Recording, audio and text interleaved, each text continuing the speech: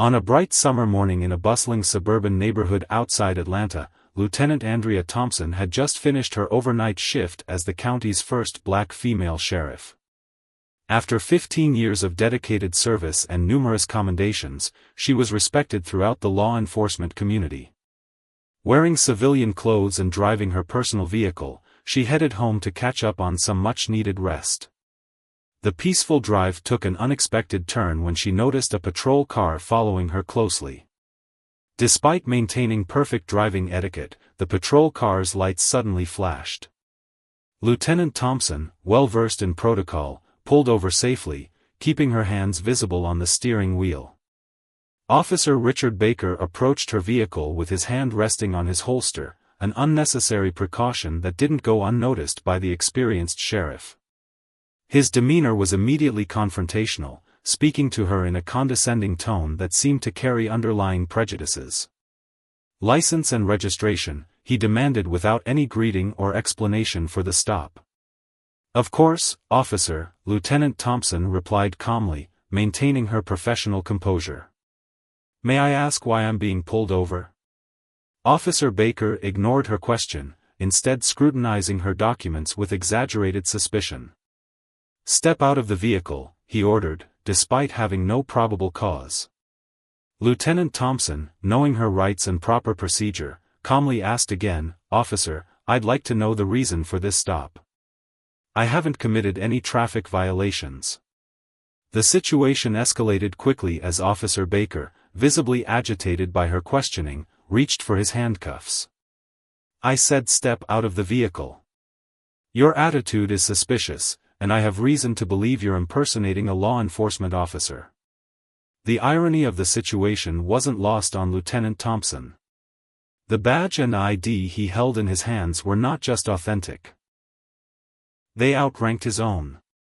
Still, she maintained her composure, knowing that any sudden movements could worsen the situation. As she carefully stepped out of her car, several other patrol vehicles arrived at the scene, responding to Officer Baker's call for backup. The gathering crowd of onlookers pulled out their phones, recording the unfolding drama. Among them was Mrs. Chen, a retired civil rights attorney who lived nearby and recognized Lieutenant Thompson from community outreach programs. Lieutenant Thompson stood tall, her voice steady as she addressed the growing number of officers. I am Lieutenant Andrea Thompson, County Sheriff's Department. I've just completed my shift, and I'm heading home. Officer Baker here seems to have trouble accepting my credentials, which he's holding in his hands. The backup officers exchanged uncomfortable glances, immediately recognizing their superior officer. Officer Rodriguez, a veteran cop who had worked with Lieutenant Thompson on several cases, stepped forward. Lieutenant Thompson? What's going on here? Before anyone could respond, Officer Baker made a crucial error in judgment. Ignoring the mounting evidence of his mistake and the presence of his colleagues, he roughly grabbed Lieutenant Thompson's arm, attempting to place her in handcuffs while spouting accusations about fake credentials. That's when Captain Williams, Officer Baker's direct supervisor, arrived at the scene. Having received an urgent call from dispatch about the unfolding situation, he had rushed over, already familiar with Lieutenant Thompson's reputation and accomplishments. The atmosphere shifted dramatically as Captain Williams took in the scene, his officer attempting to arrest a superior, with multiple witnesses recording the incident. The look of shock on his face quickly turned to one of grave concern as he realized the severity of the situation. The next few moments would become a turning point in the department's history, as the consequences of Officer Baker's actions began to unfold. The incident would spark crucial conversations about racial bias, abuse of power, and the importance of accountability in law enforcement. But for Lieutenant Thompson, standing dignified despite the handcuffs being placed on her wrists, this was more than just another case of profiling. It was an opportunity to effect real change from within the system she had dedicated her life to serving. The events of that morning spread through the police department like wildfire. Within hours, the video footage captured by bystanders had made its way to local news stations and social media platforms. The clips showed Lieutenant Thompson's dignified composure in stark contrast to Officer Baker's aggressive behavior, painting a clear picture of the incident that would soon capture national attention. Captain Williams immediately took control of the situation, first ensuring Lieutenant Thompson's release and dignity were restored. The handcuffs were removed as quickly as they had been placed, with several officers offering sincere apologies. The look of shame on their faces spoke volumes about the gravity of what had just transpired. "Lieutenant Thompson," Captain Williams addressed her with genuine concern, "I want to personally apologize for this inexcusable incident. I assure you, this will be handled with the utmost seriousness." Back at headquarters, an emergency meeting was called with the police commissioner, internal affairs, and the department's legal team. The conference room buzzed with tension as they reviewed the mounting evidence, dashboard camera footage, body cam videos, and multiple citizen recordings. Meanwhile, Lieutenant Thompson sat in her office, processing the morning's events. Her phone hadn't stopped ringing, calls from fellow officers, community leaders, and media outlets poured in. Mrs. Chen, the retired civil rights attorney who witnessed the incident, had already reached out offering her legal expertise and support. The department's public information officer was swamped with media inquiries. Local news vans had begun gathering outside the police headquarters, their satellite dishes stretching into the sky like metal trees. The story was quickly becoming too big to contain. Officer Baker had been immediately placed on administrative leave, his badge and gun surrendered pending investigation. Sitting in a separate office with his union representative, the reality of his actions began to sink in. His personnel file, now under review, revealed previous complaints about racial bias, incidents that had been dismissed or overlooked, but would now face fresh scrutiny. By afternoon, the police commissioner called a press conference to address the situation. Standing before a forest of microphones, he spoke with clear determination. "This morning's incident represents everything we strive to eliminate from our force. We are conducting a thorough investigation, and appropriate action will be taken. This department has zero tolerance for racial bias or abuse of power." Lieutenant Thompson chose not to attend the press conference. Instead, she focused on writing her official statement, detailing every aspect of the incident with the same precision she'd used throughout her career. Her account would become crucial evidence in the investigation that followed. The support from her fellow officers was overwhelming. Throughout the day, a steady stream of colleagues stopped by her office, expressing their support and sharing their own experiences with racial profiling, both as officers and civilians. These conversations sparked something unexpected, an impromptu discussion about creating a departmental task force to address systemic bias. Outside the department, the community's reaction was swift and passionate. Local civil rights organizations organized a peaceful gathering in front of the police station. But unlike previous protests, this one was different. The crowd included both civilians and off-duty officers, standing together in support of Lieutenant Thompson and calling for accountability and change. Social media exploded with hashtags supporting Lieutenant Thompson. Her story resonated with people across the country, not just because of the injustice she faced, but because of how she handled it. Her professional demeanor and dignity under pressure became a talking point for news commentators and social activists alike. As evening approached, Lieutenant Thompson finally headed home, exhausted but resolute. The day's events had transformed her from a respected law enforcement officer into an unexpected symbol of both the problems within the system and the hope for change. Her phone buzzed with a message from Captain Williams. The internal affairs investigation would begin first thing tomorrow morning. Officer Baker would face a disciplinary hearing by the end of the week. But more importantly, the department was fast-tracking several policy changes that had been stuck in bureaucratic limbo for months. At home, Lieutenant Thompson sat in her living room, reflecting on the day's events. Her 20-year-old daughter, a law student, called to check on her. "Mom, you're trending on Twitter," she said. "People are calling you a hero." "I'm no hero," Lieutenant Thompson replied softly. I'm just someone doing their job who happened to be in the right place at the right time to expose something that needs to change. As she prepared for bed that night, Lieutenant Thompson knew that tomorrow would bring new challenges. The media would want interviews. The department would need her input on policy reforms. Officer Baker's disciplinary process would require her testimony. But she was ready. This wasn't just about one incident or one officer anymore, it was about creating lasting change in a system that desperately needed it. The internal affairs investigation moved with unprecedented speed. By midweek, investigators had compiled a comprehensive report that left no room for ambiguity. The morning sun streamed through the windows of the conference room as Lieutenant Thompson sat across from 3 senior investigators, her testimony adding the final pieces to their investigation.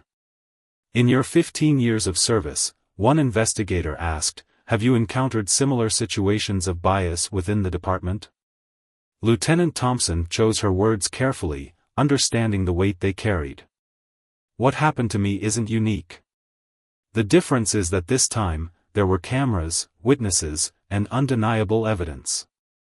More importantly, there's now a willingness to address these issues head-on. The investigation revealed a troubling pattern in Officer Baker's history. While his personnel file contained several complaints, most had been dismissed with minimal investigation. A deep dive into his patrol records showed disproportionate stops and searches of minority drivers, statistics that could no longer be ignored. Meanwhile, the department faced intense public scrutiny. News outlets ran in-depth stories examining police bias, featuring interviews with community members who shared similar experiences. But unlike previous coverage, these stories also highlighted positive changes and reform efforts already underway within the department. The police commissioner, recognizing the watershed moment, announced the formation of a community oversight committee. Lieutenant Thompson was asked to play a key role, alongside Mrs. Chen, the retired civil rights attorney, and other community leaders. Their first task would be reviewing departmental policies and recommending comprehensive reforms. Officer Baker's disciplinary hearing was scheduled for Thursday morning. The department's largest conference room was packed with officials, union representatives, and key witnesses. Baker sat at one end of the long table, his usual confidence replaced by visible anxiety. His union representative shuffled through papers, knowing this would be a difficult defense. Lieutenant Thompson's testimony was delivered with the same professionalism she'd shown throughout her career. She didn't speak with anger or seek revenge. Instead, she presented the facts clearly and advocated for departmental change rather than merely personal justice. This incident, she explained to the disciplinary board, represents an opportunity. We can either treat it as an isolated event and punish one officer, or we can acknowledge it as a symptom of deeper issues and work to address them systematically. The evidence was overwhelming. Between the video footage, witness statements, and the pattern of behavior revealed by the internal affairs investigation, Officer Baker's actions couldn't be explained away as a simple misunderstanding or procedural error. During his testimony, Officer Baker initially tried to defend his actions, claiming he was just being thorough in his duties. But as the evidence mounted and his previous record came to light, his demeanor changed. By the end of the hearing, he appeared to grasp the gravity of his actions. I never saw myself as biased, he admitted, his voice barely audible. I told myself I was just doing my job, being vigilant. But watching those videos, seeing my actions through others' eyes, I can't justify what I did. The disciplinary board's decision came swiftly. Officer Baker would be terminated from the force, with the incident permanently marked in his record. But the board went further, recommending a complete overhaul of the department's training programs and accountability measures. That evening, Lieutenant Thompson received an unexpected call from a national police reform organization. They wanted her to speak at their upcoming conference about her experience and the changes it was sparking. Her story was becoming a catalyst for departments across the country to examine their own practices.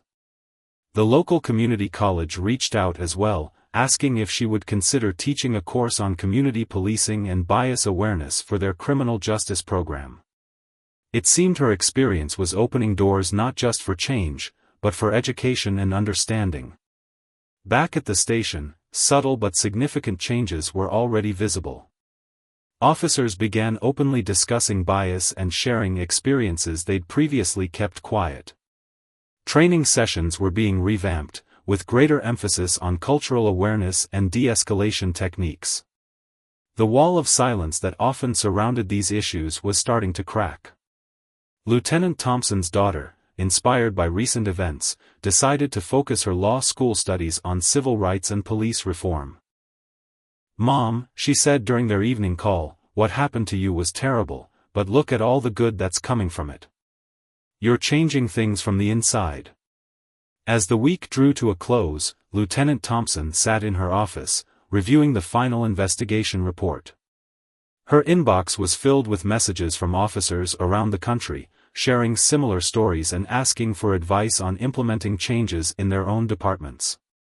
What had started as a traumatic incident was evolving into a movement for positive change. The local newspaper ran a Sunday feature titled "Beyond the Badge: How One Incident Sparked Departmental Change." The article highlighted not just the incident, but the constructive response from both the department and the community. It was a story of accountability, but also of hope and progress. The story gained national momentum as news outlets across the country picked up on the unique aspects of the case. It wasn't just about racial profiling, it was about how one department's response could set a precedent for law enforcement agencies nationwide. Lieutenant Thompson found herself sitting in a major network studio, bright lights illuminating her calm, determined face as she shared her story with millions of viewers. The interviewer leaned forward, genuinely engaged. "What makes your case different from other incidents we've seen?" "What's different," Lieutenant Thompson replied thoughtfully, "is that we're focusing on solutions rather than just highlighting problems. This isn't about pointing fingers or creating division. It's about acknowledging issues that exist and working together to fix them." The interview sparked a wave of responses from police departments across the country. Chiefs of police from major cities began reaching out, eager to learn about the reforms being implemented. Lieutenant Thompson's department was becoming a model for positive change. Back at her precinct, the changes were more than just policy updates on paper. The newly formed Community Oversight Committee was making real progress. Mrs. Chen, drawing from her years of civil rights law experience, helped draft comprehensive guidelines for traffic stops and civilian interactions. One morning, during a department-wide training session, a young officer raised his hand.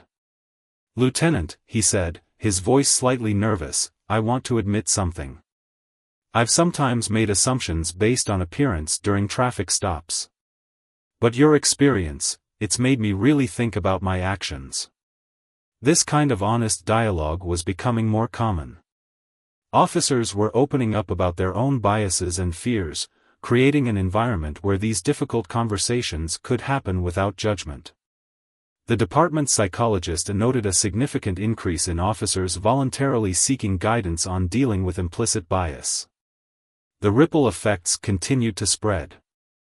Local schools invited police officers for open discussions with students.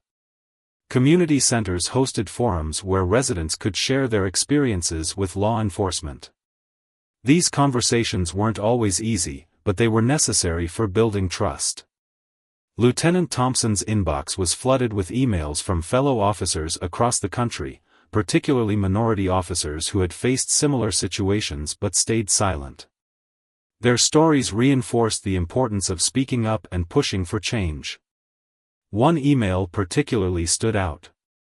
It was from a police academy cadet who had changed her mind about quitting after hearing Lieutenant Thompson's story. "You showed me that we can change things from within," she wrote. "That one person standing up can make a difference." The department's new training program was revolutionary. Instead of traditional PowerPoint presentations, they implemented scenario-based training that put officers in challenging situations. Body camera footage from real incidents, including Lieutenant Thompson's, was used to teach better decision-making. Captain Williams, who had supported the changes from the start, noticed a shift in department morale. "We're not just enforcing the law anymore," he observed during a staff meeting. "We're building a new kind of police force, one that serves everyone equally."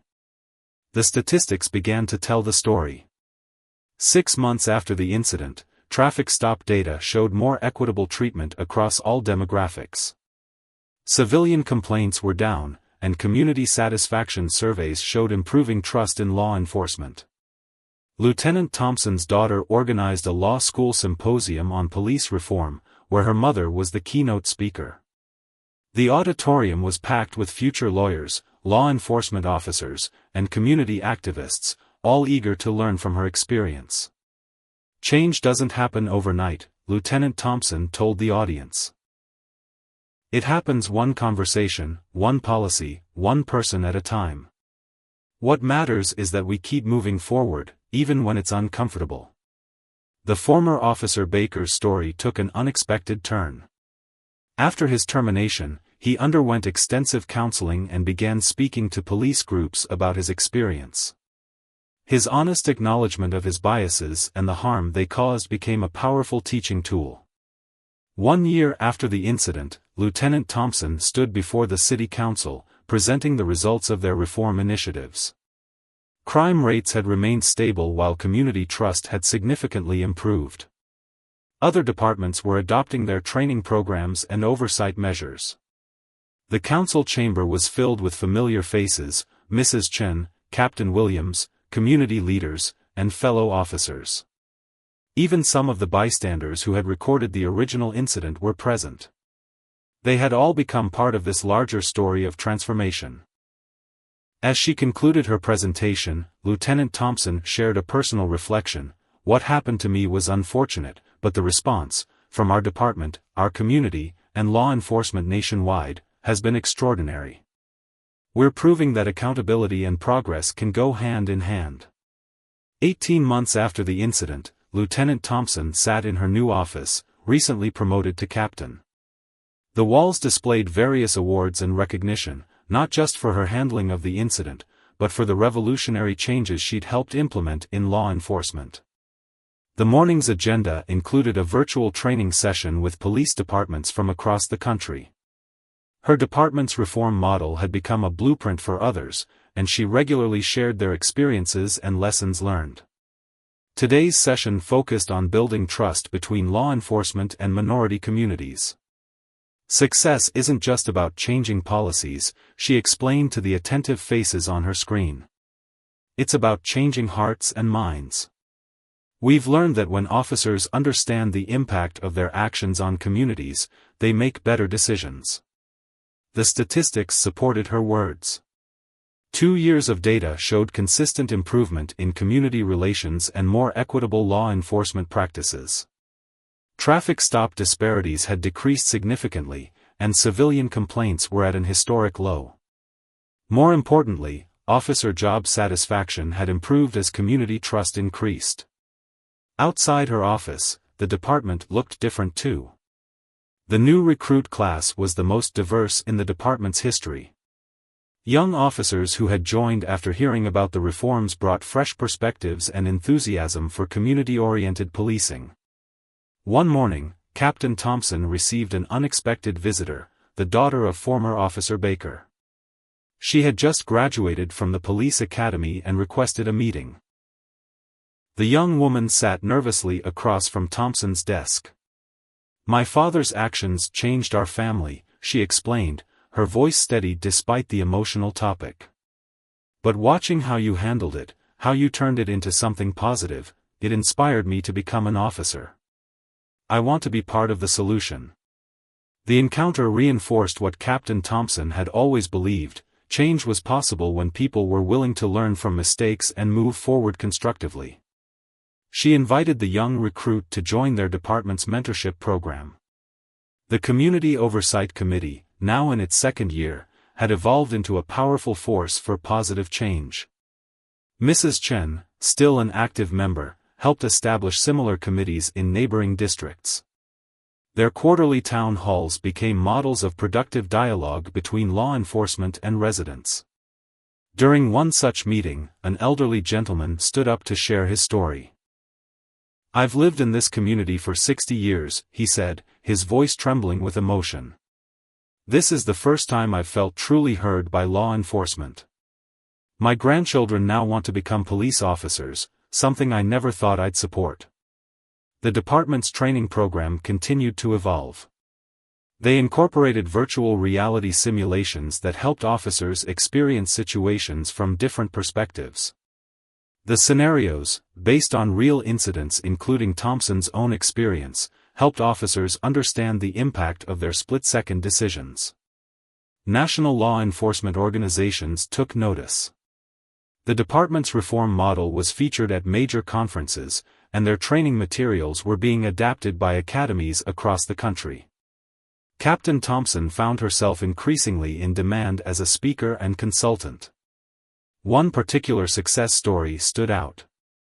A young officer who had gone through their new training program prevented a potential tragedy by de-escalating a tense traffic stop. His body camera footage became a teaching tool, showing how better training and awareness could save lives. The media attention had evolved too. Instead of focusing solely on the initial incident, reporters now covered the positive changes in police-community relations. A documentary filmmaker began following the department's journey, capturing the day-to-day reality of implementing lasting reform. Captain Thompson's daughter, now in her final year of law school, led a clinical program helping communities establish police oversight committees. She often consulted with her mother, combining legal expertise with practical law enforcement experience to create effective solutions.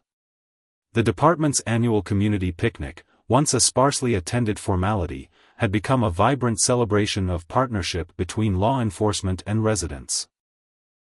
Officers and community members played basketball together, shared meals, and engaged in honest conversations about maintaining the progress they'd made. During one such gathering, a young mother approached Captain Thompson. "My son used to be terrified when he saw police officers," she said, watching her child high-five a uniformed officer. "Now he waves to them. That's what real change looks like." The reforms had also attracted attention from police departments internationally. Delegations from other countries visited to study their methods, taking back lessons about community policing and institutional change to their own jurisdictions. As Captain Thompson prepared for another day of meetings and training sessions, she reflected on the journey. The incident that could have ended her career had instead become a catalyst for widespread positive change. But she knew the work wasn't finished, it was an ongoing process that required constant attention and commitment. 3 years after the incident, Captain Thompson stood at a podium in Washington, D.C., addressing a congressional committee on police reform.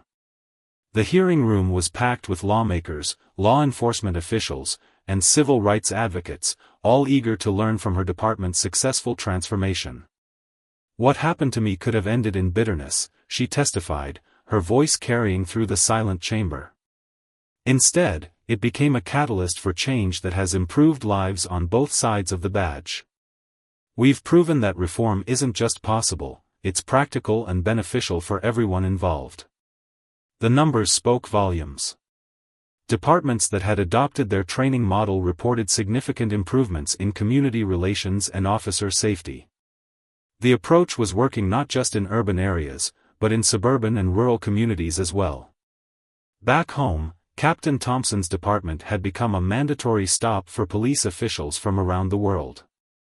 On this particular morning, she was showing a group of Australian law enforcement leaders around their training facility. They watched in amazement as officers participated in community-led sensitivity training sessions. "The key," she explained to the visitors, "is making this part of our daily routine, not just a one-time response to an incident.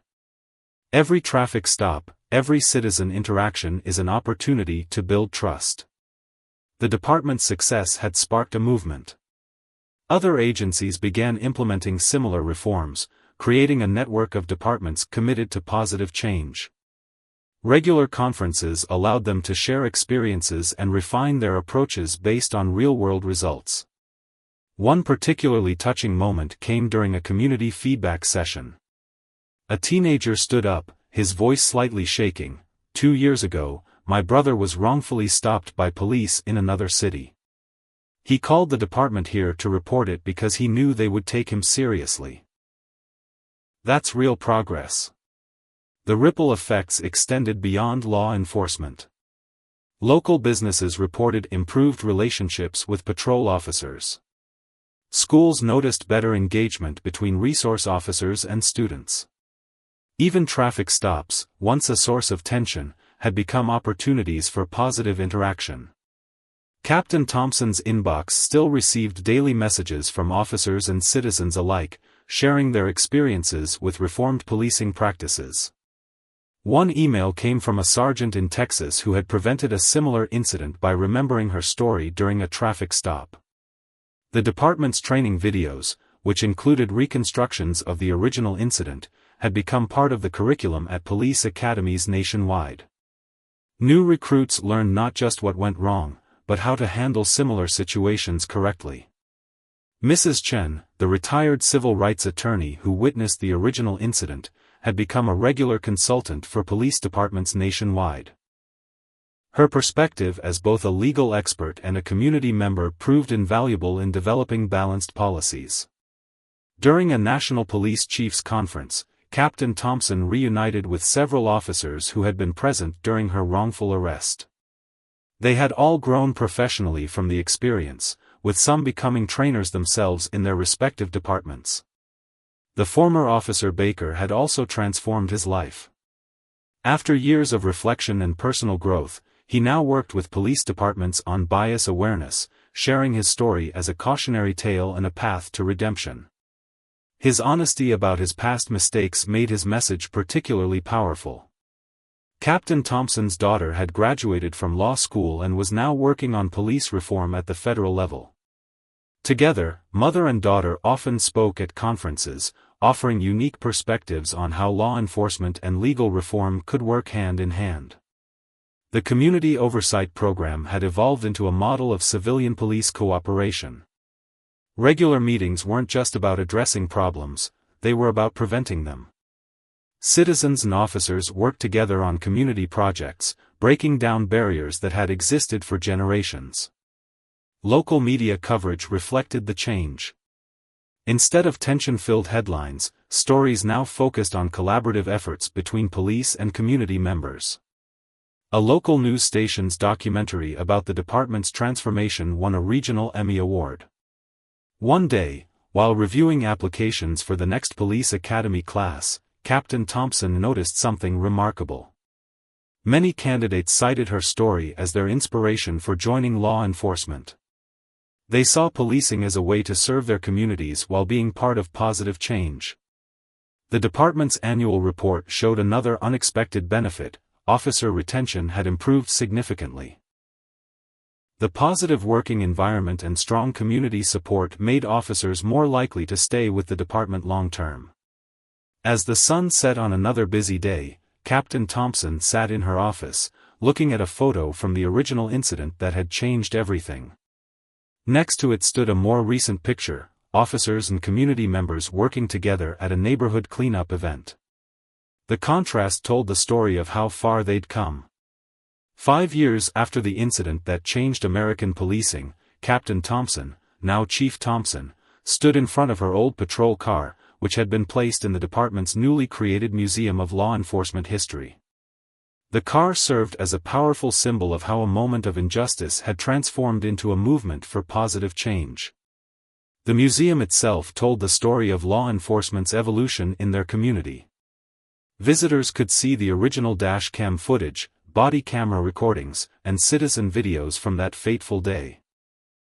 But more importantly, they could trace the journey of reform that followed, the policy changes, the community initiatives, and the countless lives touched by their department's transformation. This isn't just about remembering what went wrong, Chief Thompson explained to a group of visiting high school students. It's about showing future generations how we can turn challenging moments into opportunities for growth and understanding. The department had become a case study in successful police reform. Universities taught courses analyzing their transformation, and departments worldwide continued to adopt their methods. But perhaps the most significant change was in the daily interactions between officers and citizens. During a recent community festival, Chief Thompson watched as her officers played basketball with local teenagers, shared meals with families, and engaged in casual conversations with residents. These weren't staged photo opportunities, they were genuine connections that had become the norm in their community. The annual report on their reform program revealed impressive statistics. Civilian complaints had decreased by 85% over 5 years, officer retention had improved by 60%, and community satisfaction rates were at an all-time high. But the real success stories were in the personal testimonials. A young officer approached Chief Thompson after roll call one morning. "Chief," she said, "yesterday I had a traffic stop that could have gone badly. But because of our training, I knew how to de-escalate the situation. The driver actually thanked me afterward. That would have been unimaginable 5 years ago." The ripple effects continued to spread. Their reform model had been adopted by over 500 departments nationwide, and similar programs were being implemented in countries across 5 continents. The United Nations had even recognized their approach as a model for police reform globally. Mrs. Chen, now in her 70s but still active in community oversight, had helped establish a scholarship program for minority students interested in law enforcement careers. The program, named in honor of Chief Thompson, was creating a new generation of officers committed to equitable policing. The former officer Baker had found his own path to redemption. His speaking engagements about bias awareness had evolved into a full-time consulting role, helping departments identify and address systemic issues before they led to incidents. His story of transformation had become as powerful as the incident itself. Chief Thompson's daughter had become a prominent civil rights attorney, working alongside police departments to implement reforms while holding them accountable. The mother-daughter duo often spoke at conferences, sharing their unique perspectives on how law enforcement and civil rights advocacy could work together. The department's training program had evolved into a national center of excellence. Officers from across the country came to learn their methods, not just for handling traffic stops, but for building genuine community connections. The center's motto, displayed prominently on its walls, read, "Every interaction matters." One afternoon, Chief Thompson received a visitor, one of the bystanders who had recorded the original incident. The woman shared how that day had changed her view of police reform.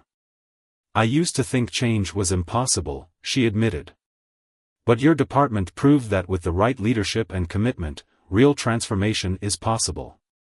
The success of their reforms had challenged long-held beliefs about police-community relations. Other departments that had implemented their model reported similar improvements in community trust and officer job satisfaction.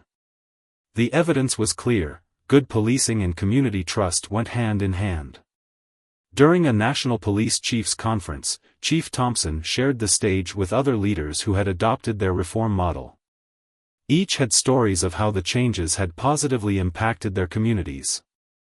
What had started as one department's response to an incident had become a blueprint for nationwide transformation. The department's annual community survey revealed another unexpected benefit: more young people were expressing interest in law enforcement careers. They saw policing as a way to serve their communities while being part of positive change. Chief Thompson's office wall displayed a collection of letters from officers and citizens across the country. Each shared stories of how their department's example had influenced positive changes in their own communities. The letters served as constant reminders of the ongoing impact of their work. As she prepared for another day of meetings and community engagements, Chief Thompson reflected on the journey.